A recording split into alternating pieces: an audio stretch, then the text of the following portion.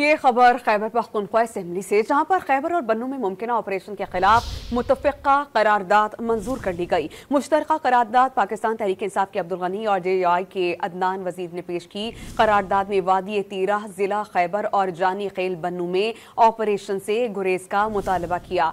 करारदाद में कहा गया कि फौजी ऑपरेशन किसी मसले का हल नहीं, सर्दी में नकल मकानी से अवाम को मुश्किलात का सामना होगा।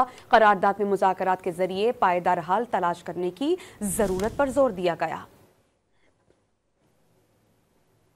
ये खबर खैबर पख्तूनख्वा असेंबली से, जहां पर खैबर और बन्नू में मुमकिन ऑपरेशन के खिलाफ मुतफ़िक़ा करारदाद मंजूर कर ली गई। मुश्तरका करारदाद पाकिस्तान तहरीक इंसाफ के अब्दुल गनी और JUI के अदनान वजीर ने पेश की। करारदाद में वादी तीरह, जिला खैबर और जानी खेल बन्नू में ऑपरेशन से गुरेज का मुतालबा किया। करारदाद में कहा गया कि फौजी ऑपरेशन किसी मसले का हल नहीं, सर्दी में नकल मकानी से अवाम को मुश्किलात का सामना होगा। करारदाद में मुज़ाकरात के जरिए पायदार हल तलाश करने की जरूरत पर जोर दिया गया।